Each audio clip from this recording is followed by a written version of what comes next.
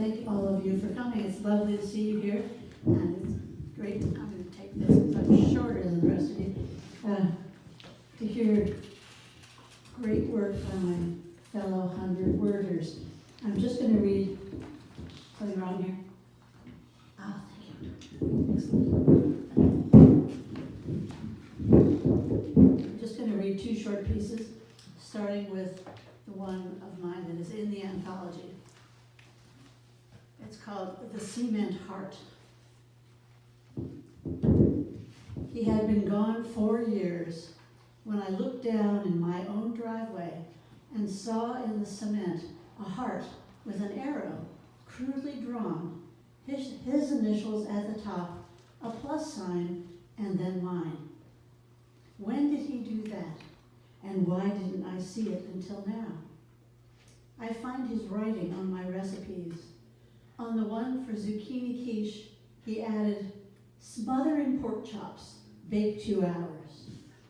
If I wrote use fresh next to something canned, he wrote use 100-year-old by the next ingredient. Messages in a bottle from a vanished planet now.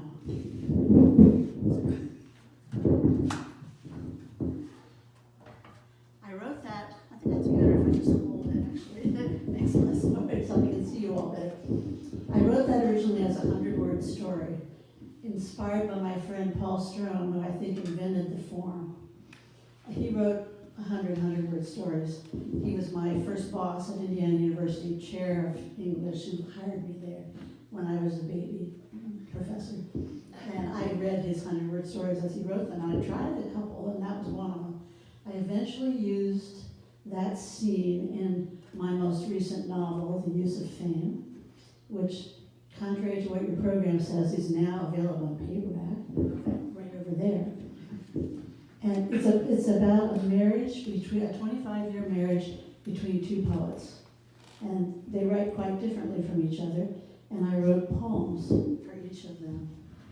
I just want to read one of the poems, which in fact was written by the wife, not during the marriage, but earlier. It makes more sense if you know this. It's well before the marriage, when she was a graduate student at Cal, Berkeley.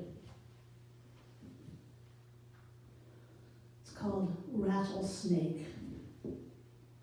You would not have thought I could change my stride in time, running so hard past the dark glen where anyone could hide, that I was off the ground in low Earth orbit when I saw my ankle inches from its head, shoe about to mash its tail. But I, to brain, to spine, to thigh, 1,000,000 quick cells cocked to fire, arching my leg an inch to miss the snake. New hatched blackjack body, rusty diamonds gleamed, 3 milk-white rattles fresh as baby knuckles. It did not move, and wondering if it was alive, I leaned my face closer. Blithe scales prickled, changing shape. I froze, a reflex.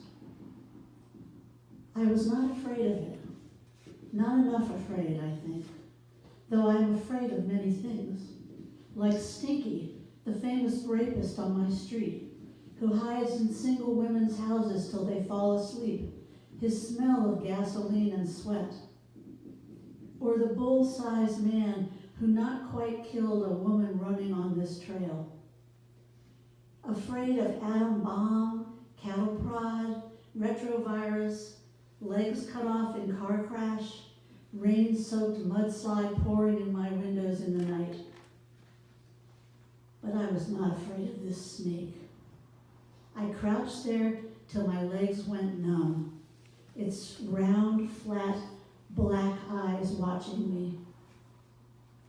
I could have looked at it forever, held it, let it bite me, swallowed it, worn it around my neck like a lavalier, but that wouldn't be enough. What I wanted was to be it, or another like it, next to it in the warm dirt. Be it and still see it, It's lover, a killer, and so fine.